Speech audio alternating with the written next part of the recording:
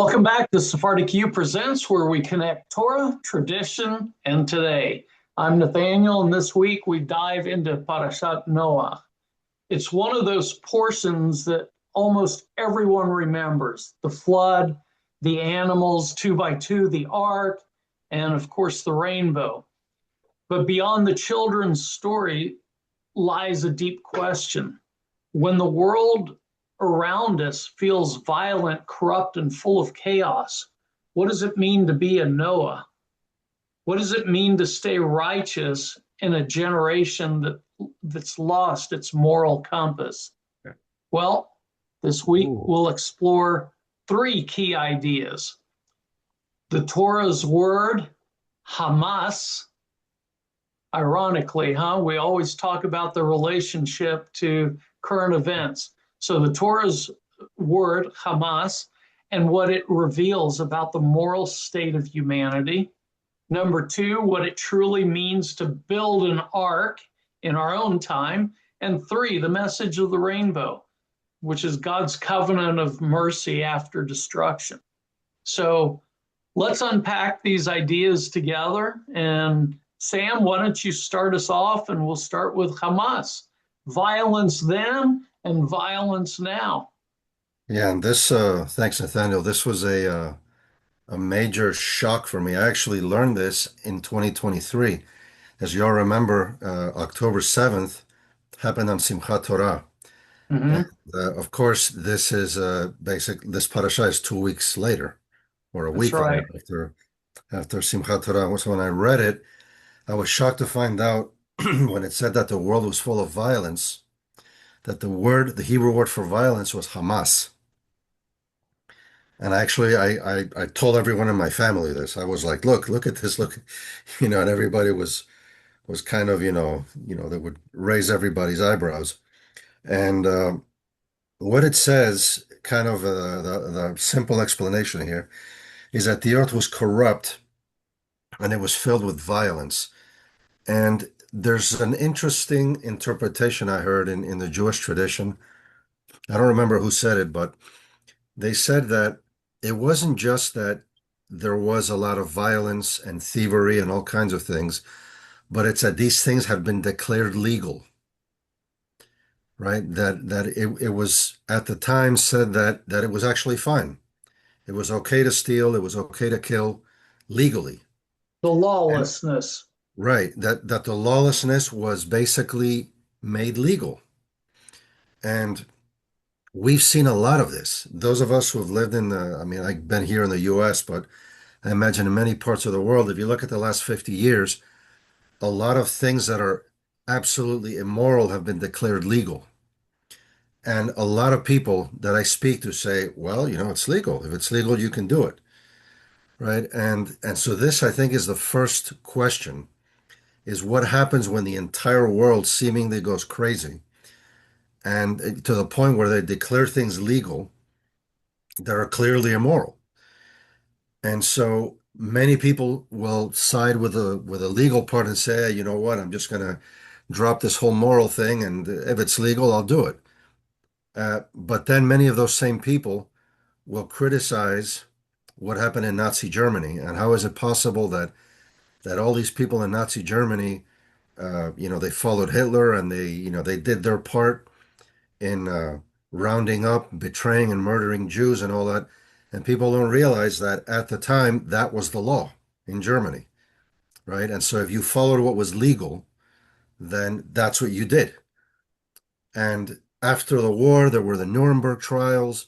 And the whole idea of the Nuremberg trials was that even though something is legal, there are some things that are clearly immoral. Mm-hmm. You should not do them no matter who asks you to do it. And so we see this, this was very frustrating for me growing up, because I knew that about the Nuremberg trials and the whole world had kind of agreed to that. And yet here in my generation, there were people saying, well, if this is legal, then it's fine, then everybody can do it. And that for me was really frustrating, because I kept telling people, you guys, you're contradicting uh, one of the most important events in modern history, which was the Holocaust. and everyone agreed. Everybody said, "Oh, it's obvious. You can't, just go around murdering people." Yet, something like abortion is made legal, and then everybody does it, right? And Yeah. and a lot of people said, "Oh, if it's legal, you can do it." And so this, I think, is the first question, and it's very, very difficult to do something like this when the entire world is against you. But then this, I believe, is the mission of the Jews, and in this parasha, we haven't gotten to the Jews yet, right? But nevertheless, it's the mission of the Jews to act as a teacher in times like this, and to tell and to remind people Yeah. what's going on, what's really happening. Absolutely. It's almost eerie reading that word today when the headlines still speak of violence under the same name, Hamas, not Hamas. just against Israel, but you're seeing since the peace agreement, they're going back in and going against their own people with public hangings and Yeah, this execution. lawlessness again. So I Sure. think the Torah isn't giving us a coincidence, but rather more of a cycle of what happens when humanity abandons justice and compassion. It collapses under its own corruption. Yeah. Here's a question. Yes, Doc. Who were we at this time? We were not Israelites at No. this time because who were we? We were a nomadic people of some sort. Okay. Mm-hmm. Lived off the land. Okay. We hadn't gotten to Egypt yet. Abraham doesn't come onto the scene yet. Okay. So monotheism, established monotheism, isn't set. Who were we at this time? And you have to look at it. Depends what camp you're in. I'm a pragmatist. I believe that this was written down at a later point in time. I have this discussion with my ultra orthodox friends. They say no, no, no, no, this was all handed down. And I believe the connecting archaeological evidence with the Torah, it's very important. My son worked at the Bible Museum. They do a lot of that. If you get to Jerusalem, go see this museum. It's a fascinating collection. So it's interesting about all these genealogy, breaking off of these different peoples. Where did they come from? Speaking the same language. Then, do we get to the Tower of Babel in the next parasha? No, Yeah, no, in this you did one, this one. Yeah. Oh, this one. So it's a really small. It's interesting. Yeah. Hmm. It's barely mentioned. Yep. Okay, and in children's books in synagogues, it's a big thing. Yep. Okay, this tower and all this, and it's described. So it's not really described that much That's right. in this parasha. It's like a little footnote that's Mhm. there. So it's interesting. I'm a linguist. I probably should have been a linguist instead of a doctor. How did all these groups develop? And so we all came from a common source.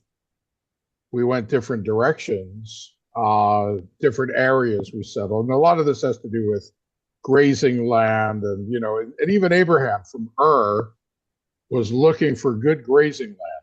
He said, yeah, let's go over there. I heard about this place. At that time it wasn't called the land of milk and honey, but a lot of it is this migration. I'm watching a series called Human. It's about the development of man, Homo sapiens.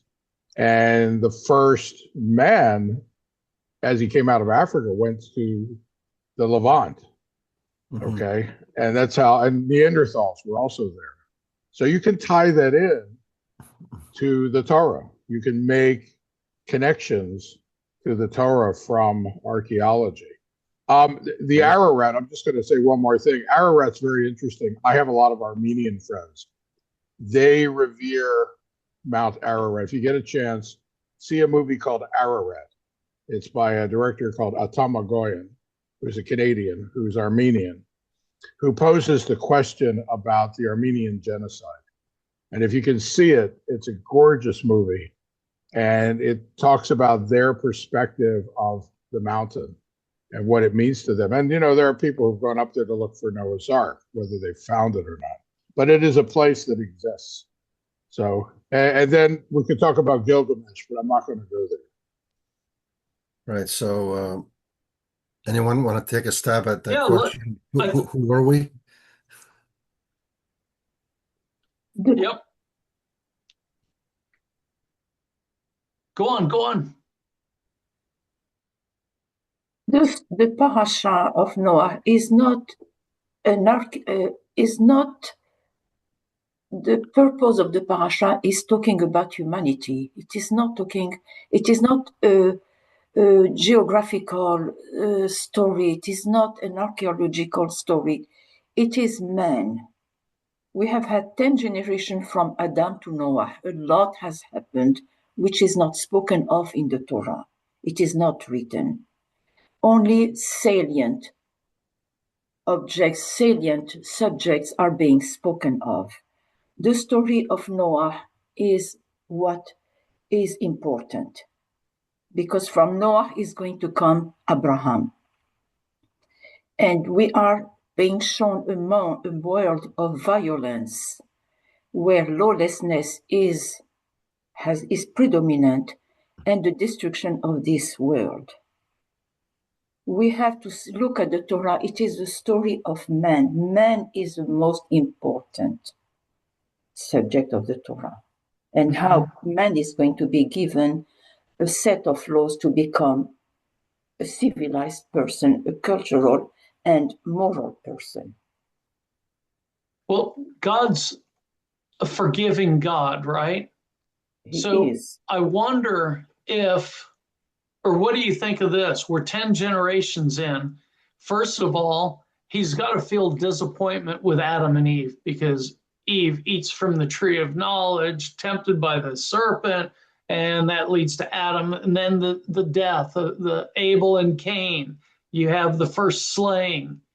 And now you have 10 generations down, entire lawlessness. First of all, if you think about, if you look at it archaeologically, like Dr. was referring to, 10 generations, it's not that many people. If Adam and Eve are the first people, right? 10 generations, it's not so much. The question is, do you think that God feels like, hey, I need a reset. I messed up, though, he's perfect in what he does. Well, And then creates this flood, saves the only righteous person and his family, and even takes, I don't know if you'd call it the righteous of the animals, of the pairs of everything, but he doesn't bring all of them. He just brings enough to procreate again. So I want to add a little side note. If I've always been intrigued by this parasha, just the architecture of the boat and wondering how that looked at. And last year or 2 years ago, I drove through a little town in Kentucky that has a Christian group built Noah's Ark according to the Old Testament, according to this parasha's measurements, and with sages and with a lot of input from people. And it's a fascinating museum to go to because they've built a life-size replica of what they think Noah's Ark looked like. So anyway, back to my question. Do you feel like this was a reset for God? It was, because it says God repented. God wanted a world of perfection, and when he gave man the free will, man failed. Therefore, God has to reset. And he introduced now the concept of compassion. Because with justice only, man could not survive. Therefore, God added compassion. And there is going to be a new set of rules. I like that because the rainbow is that signal, right? Never again to flood the earth. Right. That's quite a commitment. Knowing that just in 10 generations, you wiped out everybody and do a reset. Well, and then You got to think of one Maybe thing. seeing the destruction and the pain of everybody drowning, every animal drowning, every just wiping out, maybe gave them that compassion. Well, there's one thing you got to think about when we say 10 generations, it's not many.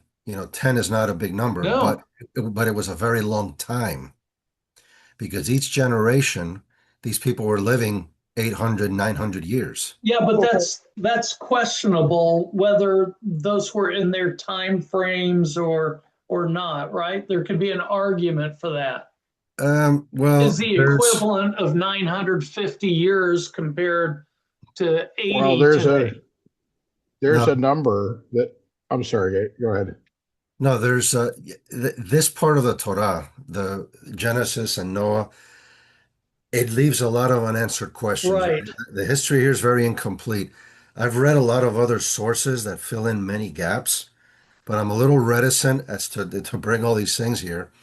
But uh, the gist of what I have read is that this was the case, exactly as it was written. These people actually did Mhm. live that long. It's a much longer discussion as to why that was. Well, supposedly punishment, right? For again, our lifespan started shortening and shortening. Well, it is also Well, to that be, we have also to remark that Noah, excuse me, does not have a child until he's 500 years old. Right. Right.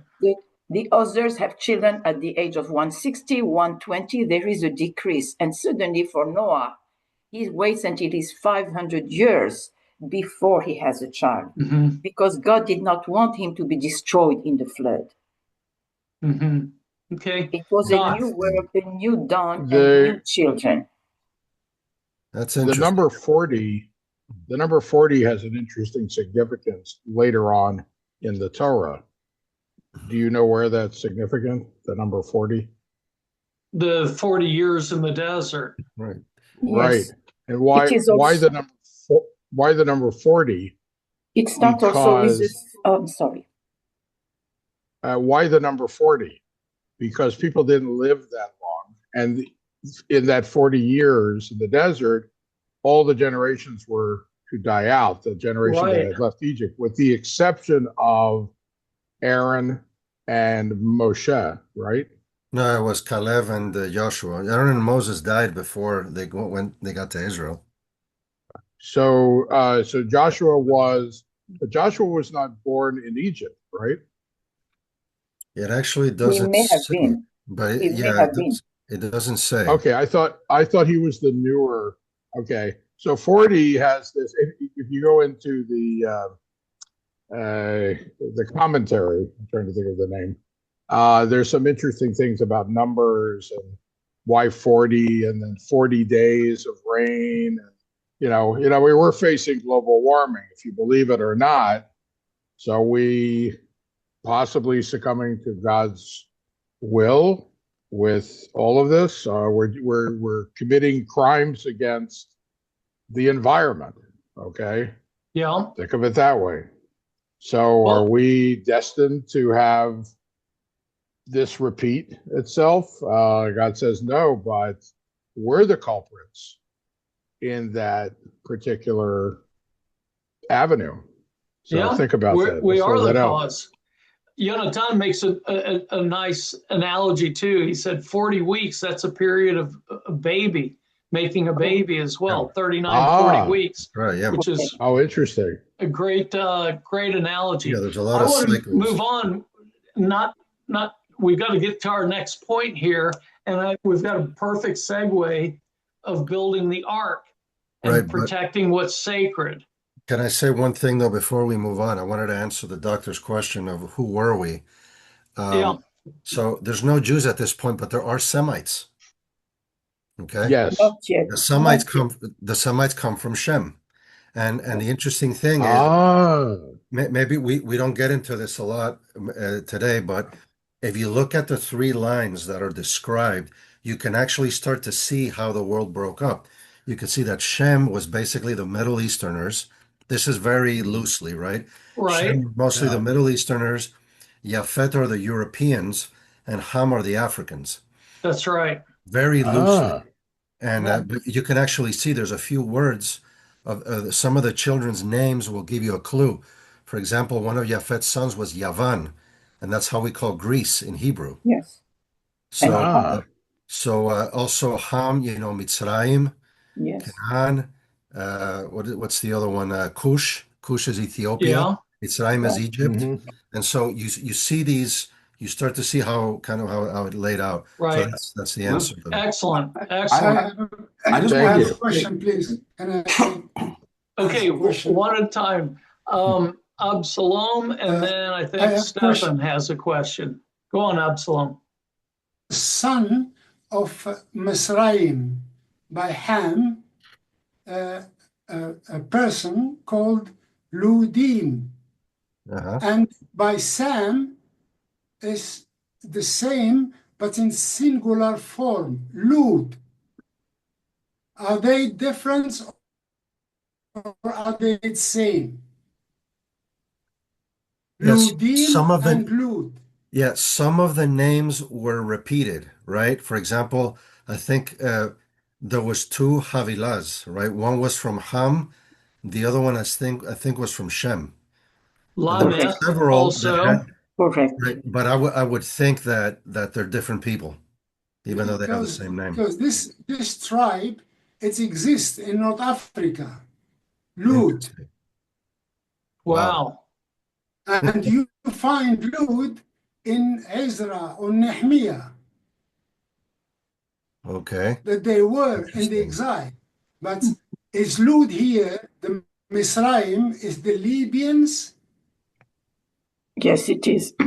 Lud, excuse me, Lud is, they said it is the Libyans, and Mitzrayim, it is a plural name because you had Upper Egypt and Lower Egypt. That is why it was plural, Mitzrayim. Nice. Stefan, you had a question or a comment? I was just Thank going to go you. back to what Dr. Mark was saying about and Absalom was saying just now, or I can't remember who it's about Cush, because in last week's portion in Bereshit in the ḥamas, it and I just picked this up because I know the four rivers it talks about, the Pihon, Yichon, Yeah, Gihon, Euphrates, and it talks about it, the river that goes all the way down to Cush. yeah. It's the first time I really realized that. So it coincides with what Dr. Mark was saying about and I'm not, I'm a bit of a pragmatist, but obviously I look at Torah and I view Torah as coming from Hashem. So long story short, I think there's a lot of similarities there because it says right in the Torah that these are the rivers that fed into Gan Eden. So, and do we even know where geographically Gan Eden might have been? Gan Eden, yes. Yeah, It was in the region of Iraq, roughly. that Right. makes sense. That checks. Mhm. All right. Yes. And then Also, becomes very important hmm because of Abraham. And you can look at the development of civilization, which occurred in And then if you believe, like I do, that the Torah was written later on in the exile because it's taken from oral history and then into written history. So there are some gaps in that. And from oral, you look at traditional groups around the world, you'll find they have oral tradition, goes to written tradition. There are some interesting connections to Zoroastrianism, and it would take me an hour to explain all of that. But is a very important place, and interesting that absolutely. Abraham came out of there. So I'm gonna leave that for another time. Yep. the Torah, Excellent. if we take the Torah literally, we say that it's Moshe Rabbeinu who wrote all of the Torah. Because you can see from the moment that Moshe comes into the scene, God commands him to write and write and write.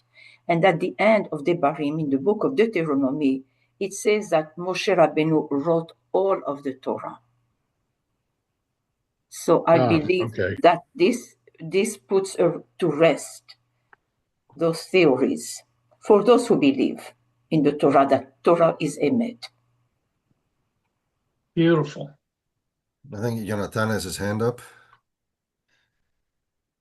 Is Yeah, that? Oh, I hope Jonathan. I won't be in trouble. Uh, I I remember that I've read a little bit a book from a Sephardic Kabbalist. I don't remember his name. Was Joseph, I think. Well, in this story, he says that. Well, according what the doctor was saying about the history gaps, in this book it says that we as Jews descend spiritually, like or being a Gilgul, a reincarnation from the Atlantis. It says Atlantis in English. Atlantis? Okay. Yeah. So when we as Jews got a lot of power and spirituality, and we didn't use it like in a well or in a proper manner, we have to reincarnate and bring tikkun of the world when we came out from Egypt. Once we were drowned in water in Atlantis, now we came out with glory and all these beautiful things when Moshe Rabbeinu brought us out of Egypt. And I think these gaps can be, these history gaps can be pretty accurate in another sources or books, I think. Yeah, so to that, I'll say the following. I've read a lot about, so many of you may know that since the mid 1800s, roughly, there's been a lot of excavations, mostly by Europeans who have gone to the Middle East, to many different areas, and they've made lots of excavations and brought back many, many artifacts that are sitting right now in different museums across Europe and other places. One of the biggest things that was found, there were literally hundreds of thousands of clay tablets with records on them. And there are people now studying these and publishing books and all that. I've read several books on the subject, and I'll just say that many of these gaps are filled by these accounts. And if you're interested in the subject, you should look that up because it is astonishing what is found in there. And it explains almost every question you might have about parashot like this one, right? Even getting to the point of how could the flood actually have happened, right? We haven't talked about that yet, but that's the white elephant or the elephant in the room in this parasha is could the flood have actually happened? And to that, I'll say that a lot of people think that no, that it's impossible, but you're ignoring astronomical events, right? Oh, yeah. Astronomical events can easily cause something like the flood, right? Yeah. A meteor that's the right size striking a part of the ocean will have an effect very similar to the flood. And there are other theories, aside from meteors coming from outer space, that have caused this. But I know, for example, there's a tradition in the Jewish, or there's a story in the Jewish tradition which says that the water in the flood was boiling, right? Yeah. Which sounds really strange, but if a very hot and very large meteor comes from outer space and strikes the ocean, it could possibly cause things like this. So I think that these stories have been dismissed as allegory and figurative for a long time, and they're not necessarily figurative. They may actually have happened exactly as described. I'll Yes, just Also, leave it Sam, at that. We there's the a have lot movement of. I'm sorry, go ahead. Sorry. there is stories in the Babylonians have recorded the story of a flood. Even in the Gilgamesh. Amazon, they have found those things. Vietnam, obviously something truly happened. And we have the example of the tsunami, which in 2 or 3 minutes Right. destroyed and wiped out hundreds The of movement, thousands of people. yeah, the movement of the tectonic plates has created over thousands of years tsunamis. Right. So I kind of lean towards that theory. I've read something about that in relation to the Great Flood that could have happened. And the earth is constantly moving. So, and then there's the Phoenicians, but I'm not going to get into that. That gets really interesting. That's Yeah, the there's- origin of our. We also have the parting of the Red Sea that will Mhm. come Yeah. to in the future. right. So anyway, we're tight on time here. What I'm going to do instead of going into the ark, I'll post a link to my photo album that I took of the Ark Museum. It's called the Ark Encounter. So I'll post it in the comments so anybody who wants to can look in there and hopefully make a trip up there. Do they charge you to go in? Oh yeah, yeah, Oh yeah. yeah. It's and it's Just I'll checking have on to, that. I'll have to say it's worth every penny. So Wow, it's really okay. that fascinating. Where in Kentucky is this? It's a little Middle of town in the nowhere. middle of nowhere. I can't remember the exact. I've heard about it. But Okay. I'll put the link in there. One of the things that was funny is they also have a Torah there Oh, in an encasement, like a floating table encasement, beautifully done, and the Torah is all open, but Where did they get primarily it? on the Parasha section of Noah, and they've got markers pointing to the passages in Parashat Noah of what happened when it happened, like the measurements of the ark. Here's the measurements, here's this. So what was funny is I noticed it was mostly and obviously non-Jews that were there, and they're all looking, and I overheard some people saying, I wonder what it says. Wouldn't it be cool to read this or something? So, of course, I had to be mischievous, and I poked my head through there and I said, Ronia kara, blah, blah, blah, blah. Oh, and I turned to my wife and explained to her what that was. Everybody turned around and we just walked off. So, Nathaniel, did they say where they acquired the Torah? where they acquired what? The Torah. Where did they get it from? No, I don't know. I don't Yeah. know. I don't know You if know that was about an the ancient Bible? one. I don't remember. You know about the Bible Museum in Washington? Yes. Okay, I'll discuss that in private. Yeah. So I know let's a lot wrap about up that. with the rainbow, which is so significant in Judaism, but it's kind of been taken from us for different meanings. But Right. this is it's one of the most powerful symbols in the Torah. It's light after darkness. It's judgment balanced with mercy. There's a lot. It's a promise, it's a promise. Is that where the Irish got the pot of gold? I think so. Okay. Perhaps. But yeah, one thing I'd like to say, because I got to take one more dig at what's been going on with this whole thing with the rainbow. Interestingly enough, don't go there. interestingly enough, the rainbow is a symbol of life.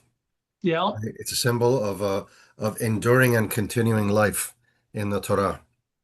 And let's just leave it at that. That's why the Agreed. South Africans. That's why the South Africans call themselves the Rainbow Nation now. Oh, is that right? Well, it's diversity, unity. Yeah. That's what they're taking. Their new flag reflects that.